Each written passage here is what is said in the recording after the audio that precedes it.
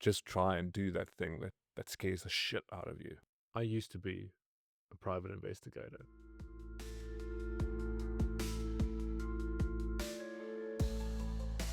But it's not what you think. The truth is, I was an insurance claim motor vehicles accident investigator, chasing stories I didn't believe in. Every day, I sat behind a screen, dialing strangers, dissecting accident descriptions, but behind that title was a daily grind that left my soul bruised and my spirit grasping for air. I don't know if you ever felt that way before, but it's a pretty terrible feeling to be in a situation or a job that you just know you're not meant to be here. You just know you're not meant for that. It's quite crazy actually how people build this cage around them. They don't think that they're good enough to achieve anything better than where they are. They think that this is it and there's no way out. I've been there. I've been in that situation before where I thought that the job I was doing was, that's it. There's no way I can find a job that's so, easy at the time and where I could work from home and in my own time. So this is something I've always wanted to do. I've always wanted to work for myself, work my own hours, be careful what you wish for. This could not be more true. It wasn't as glamorous as I thought it would be. It was crushing my soul. It was making me feel I was more lost than I ever was. I was the roadblock. I was the only one standing in my way of my happiness. I was the only one that was building this cage larger and larger around me, where I thought that I wasn't made for anything else. I wasn't made for anything better. Although sometimes I did feel that way. But then I still went back to that job. I still went back to the soul-crushing, agonizing feeling of waking up every morning knowing I have to do this. I have to survive. I have to make enough money so I can have some kind of appearance, some kind of status symbol. So shallow actually looking back at that time.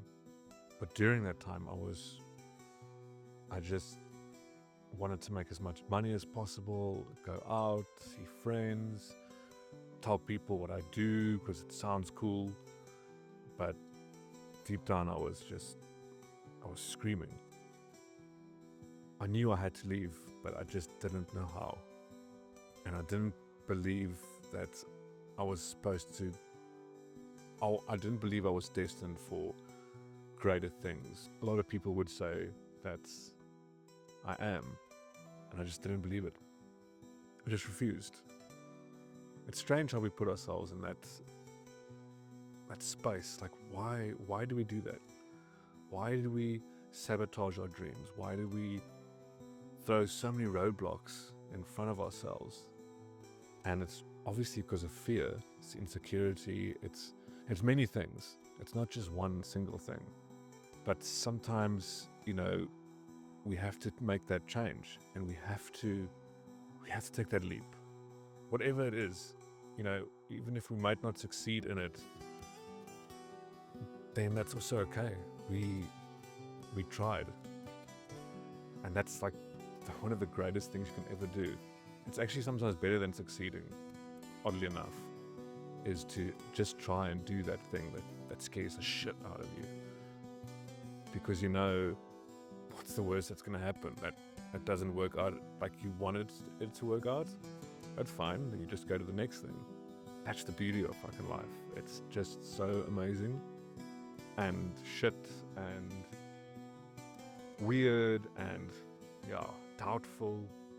These are all just like part of it. And I just remember all those years back before I decided to just escape and go to the woods. I didn't know if I was anything without my job, because this was, some kind of armor that I was wearing, and I kept on putting more and more plates on it, and it got so fucking heavy that I just couldn't breathe anymore, and I just went on. I still went on until 2020 came, and the universe just ripped me out of that and threw me down. That job that I hated so much and wanted to leave so badly, it got, in a second, it was taken away without me even blinking an eye. This thing I've always wanted to be away from me is gone, and then you find yourself lost. What now? Where do I go from here? How do I start from the beginning again? Is it even possible? It's crazy to actually think that I used to be in that mindset, and waking up and thinking, okay, what the fuck? Something is wrong. I need to be doing what I need to be doing, that I've always wanted to do. And at that time, it was just nothing. I didn't want to do anything, actually. I wanted to be human. I wanted to chill. I wanted to experience nature. I wanted to experience life. I wanted to meet cool people. I didn't even desire to work at all at that time. I just wanted to be. It's funny because this job that was gripping me and suffocating me was actually, if I didn't do this job, I wouldn't have actually found the forest where I stayed in and became free. A colleague of mine at the time, she said, I'm just going to check this place out, and I was blown away. I could not believe that feeling of just being and peace and people, and no one cares what you do for a living or where you're from or what you even believe in. People just care about the real you. Who is the real you? And this is something that took me quite a few years to unfold. I was figuring it out one layer at a time, and it was uncomfortable at times. I just said, fuck it. Let me just let it go. Yeah. Everything changed. So it's funny when you think that you can't get out of a situation, or you think there's just no way, there's no door that's open. The strangest things happen when you ask the universe, just help me find a way. And it's patience that people don't have. That's one of the things many people lack, is patience. You need to be somewhere right now. You need to achieve this right now. That's one of the biggest things people struggle with. They don't think it's possible because they want it to happen right now. Life takes its time for a reason, and the situation you're in is for a reason. It might not seem great at the time, and everyone's circumstances are different, but it's nothing is impossible, and you can get out of wherever you're in. When I was doing this job, there was so many phone calls. I was calling just strangers about their accidents, about their pain, about their desperation at times. At that time, I lived in a world where every voice was suspicious until proven innocent, where empathy was a liability. And with every conversation, I felt a piece of my humanity. I've always been a creative soul. Since I can remember, since I was a kid, I dreamt about making movies, stories, animations that could light up the darkness in people's hearts. I find beauty everywhere, but I never let myself believe that it could be more than a hobby. Fear whispered that turning passion into a job would kill the very spark that made it matter. Then I sold my soul that promised stability, but stole my hope. I was my own jailer. I created my perfect prison, keeping myself locked in a cell of my own making. We're always the ones in the way.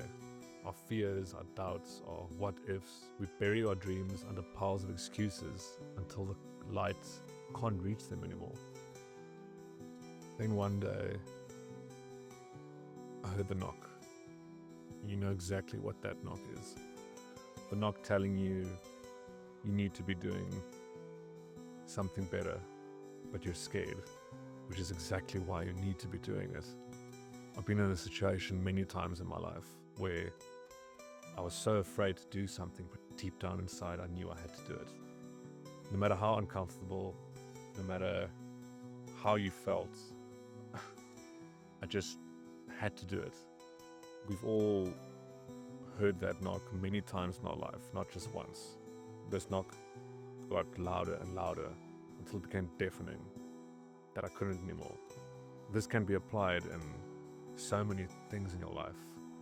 You're human, and you're made for so much more than wherever you are in your life. Something that is very special, and I think people should listen to that knock when the door opens and tells you, walk through, take that leap.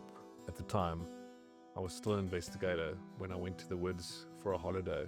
The world was upside down. I didn't know what was going to happen.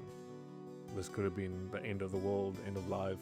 We don't know. People had many speculations. Now I had no job. It was the job that I so badly wanted to disappear. I never thought it would. It just vanished. So as creators, there's so many different forms that we can explore. It's not just one thing. So no matter who you are, where you are, or how old you are, there is always a way out. It might be hidden in the shadows, it might be terrifying, but the universe does listen. If you don't answer the knock, it might just come crashing through your walls, and that's a gift in disguise. You're not alone in this. You were born to create. It's in the marrow of your bones, the beat of your heart, the spark in your soul. We are all creators. That's the oldest truth there is. Creativity is the language of our souls and the way we stitch meaning into the chaos. So when you hear the knock, answer it, trust it, because it's the universe reminding you of who you really are. If you feel lost in your life and you think there is no way out, I can tell you there definitely is.